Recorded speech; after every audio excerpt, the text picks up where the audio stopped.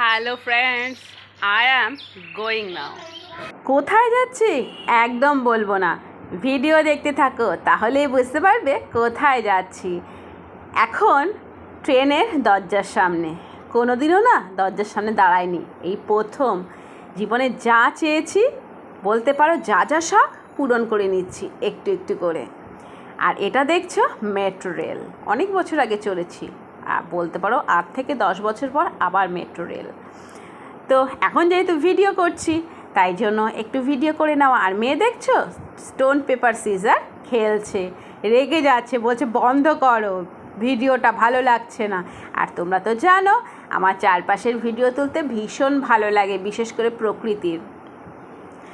তো আশেপাশের দৃশ্যটা বেশ ভালো লাগছিল, মেট্রোর জানলা দিয়ে আমি ভিডিওটা তুলে নিলাম। আর কলকাতা শহর মানেই বড় বড় বিল্ডিং, গাছপালা কম, বিল্ডিংটা বেশি। তো তাই তোমরা বিল্ডিংটা বেশি দেখতে পাচ্ছ। আর মাঝে মাঝে খুব সুন্দর নারকেল গাছ, কিছু কিছু গাছ, হ্যাঁ যাই হোক, নারকেল গাছ কিনা আমি জানি না ওগুলো, যাই হোক।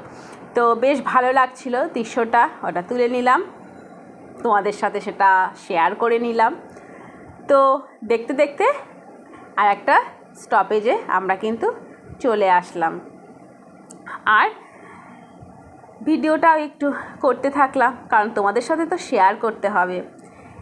এটা হচ্ছে আমার 2 বান্ধবী, আর তার সাথে আমি তো অবশ্যই আছি, আমাকে না দিলে হবে? তোমরা তো বুঝতেই পারবে না আমি কোথায়।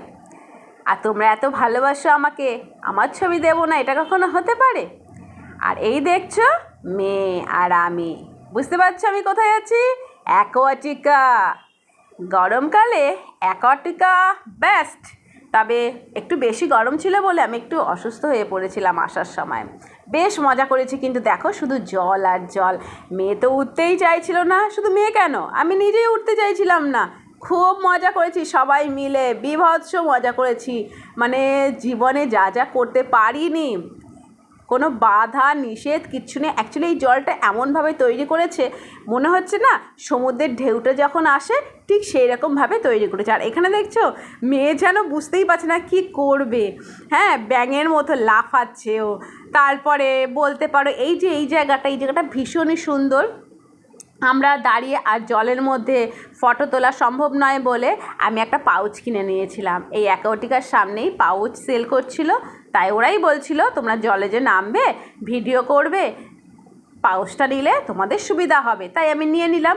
তো ভিডিও করতে আমার একটু সুবিধা হলো, ঠিক করে পাচ্ছিলাম না। আর কি বারবার বলছিলাম দেবপ্রিয়া আমাকে 2 একটা ফটো তুলে দে, ও তো জলেই ব্যস্ত, কে কার কথা শোনে, ও জল ফ্রেন্ডস বিশেষ করে। আর আমি এখানে এসেছি ওর জন্যই, কিন্তু ওর ফ্রেন্ডসদের সঙ্গে দেখা হবে, কথা হবে, গল্প করা হবে, ঠিক এই করে। আর দেখছো কীরকমভাবে শুয়ে আছে মেয়েটা। আর এই যে এই 2জন দেখছো, এরাও কিন্তু আমার মেয়ের ফ্রেন্ড, এই যে দেখছো খুব ভালো ফ্রেন্ড। আর এদের সাথে তো আমি ভীষণ মজা করি। হ্যাঁ, মেয়ের ফ্রেন্ড মানে তার মা আমারই ফ্রেন্ড হয়ে যায়, তাই না? এরা কিন্তু একে অপরের থেকে আলাদা স্কুলে, ছোটোর সময় একই স্কুলে ছিল, এখন এক একজন এক একটা স্কুলে চলে গেছে। তো তবু আমাদের মধ্যে সম্পর্কগুলো যেন রয়ে গেছে, শুধুমাত্র বলতে পারো এই যে বাচ্চাদের জন্য। হ্যাঁ, আমরা মাঝে মাঝে একটা ট্রিপ দিয়ে দিই, কখনো বছরে 1বার করে হলো দিয়ে দিই, কখনো বাড়িতে। যাই হোক, তোমাদের একটা সময় গল্পগুলো বলবো। আর দেখছো এখানে আমি ড্যান্স করছি, লাইফে ফার্স্ট, জাস্ট অসম। ভীষণ ভীষণ মজা করেছি, যতবার বলবো মনে ততবারই কম, এটাকে বলে রেইন ড্যান্স। যাই হোক, সব কিছু কমপ্লিট হয়ে গেল, তারপরে খেতে বসে পড়লাম। দুপুরবেলা খিদে পেয়ে গেছে, তখন বাজে 3টে।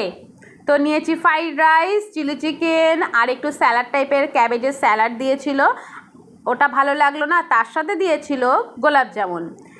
এবং খাওয়ার পরে, এটা সকালে বন্ধ ছিল, এই ওয়াটারফলসটা বন্ধ ছিল, তো এটা খুলেছে 4টের সময়। ওখানে গেলাম, কিছু ভিডিও করলাম। এই হচ্ছে আমার আজকের ভিডিও, কেমন লাগলো অবশ্যই জানাবে তো।